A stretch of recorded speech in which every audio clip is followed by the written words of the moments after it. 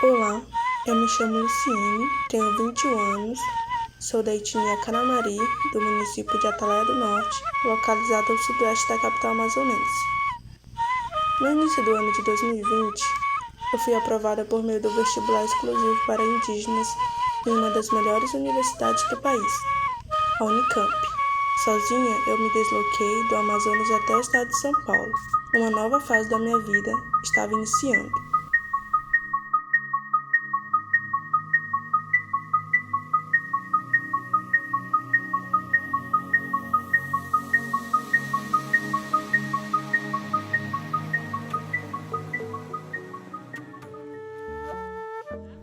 Eu sou a Vanessa, sou estudante indígena, sou do povo Baré. Eu vim do interior do Amazonas, do município de Santa Isabel do Rio Negro.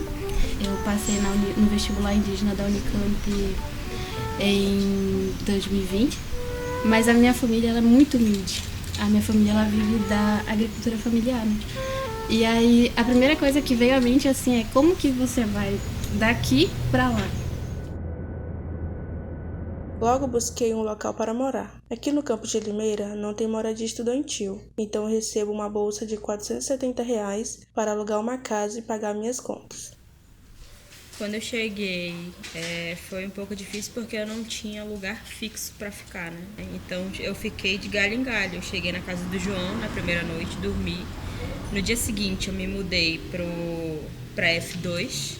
Fiquei lá acho que umas 3 semanas no máximo. Depois eu acabei indo para casa da Lene.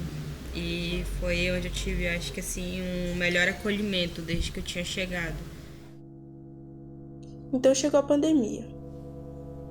Após somente 2 semanas de aula, tudo foi interrompido. A faculdade, antes tão cheia de alunos empolgados para iniciar, inesperadamente encontrava-se vazia. Eu me formei no semestre passado, então sou pedagoga pela Unicamp. A pandemia me pegou assim de uma forma não muito diferente das outras pessoas, principalmente aquelas que são mães, que têm família. Aqui na moradia a gente tem um estúdio, mas o estúdio é pequeno e houve um momento em que na minha casa tínhamos 6 pessoas. Então depois de um tempo eu fui contaminada pela Covid e acabei contaminando a minha família também. Ela acabou contraindo Covid, então a gente teve um isolamento superficial, porque o espaço é muito pequeno. A gente tinha que estar ali dialogando o tempo todo, ela conversando do quarto, a gente na sala, que foi onde a gente montou o nosso quartinho. E a alimentação era tentando fazer separado, só que ao mesmo tempo todo mundo comia junto. Eu estava em contato 24 horas com os filhos dela, conversando, brincando. Depois desse período de isolamento, eu acabei tendo que sair da moradia justamente porque não tinha condições de permanecer lá no estúdio da Lene, porque além do espaço ser pequeno, eu teria que ter meu próprio espaço com a minha filha, né?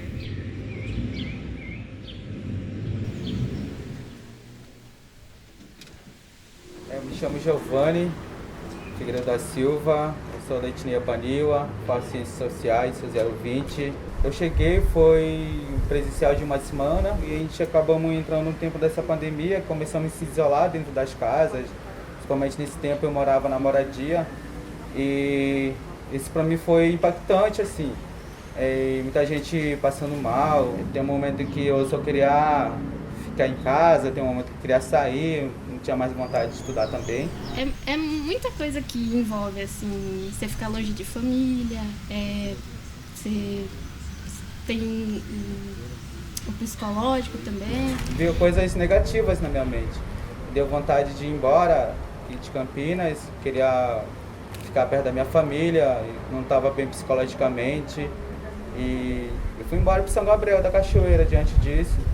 Aí eu passei lá um tempo e depois, em fevereiro, para cá, eu vim para Campinas porque eu tinha falta de conexão de internet lá, porque não conseguia levar minhas aulas, estava muito atrasado, porque o estudo era EAD, a Unicamp não estava mais presencial, mas certas coisas eu fui me fortalecendo aos poucos e agora tento ser positivo cada dia, cada novo dia para mim diante dessa universidade fortalecer.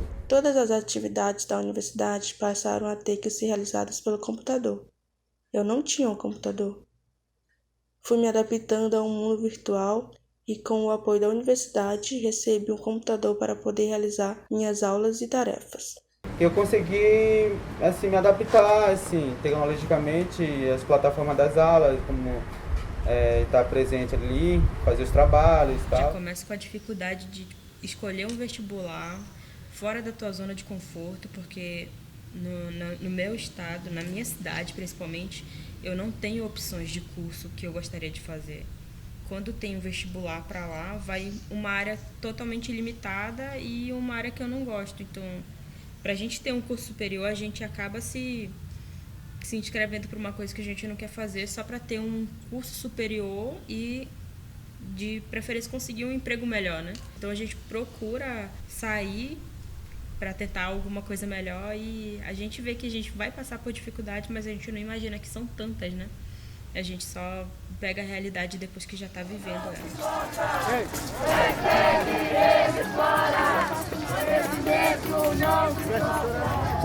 Oi, a gente está aqui no primeiro Fórum de Educação Superior dos estudantes indígenas de Quilombola. A gente está em frente ao Palácio da Alvorada. A gente está no manifesto contra os retrocessos na educação, das bolsas de permanência dos estudantes indígenas e quilombola.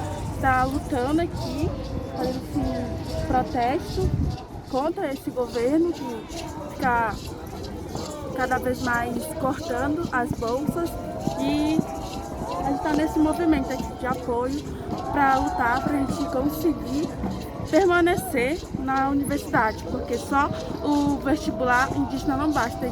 A gente tem que ter auxílio e apoio para continuar na universidade.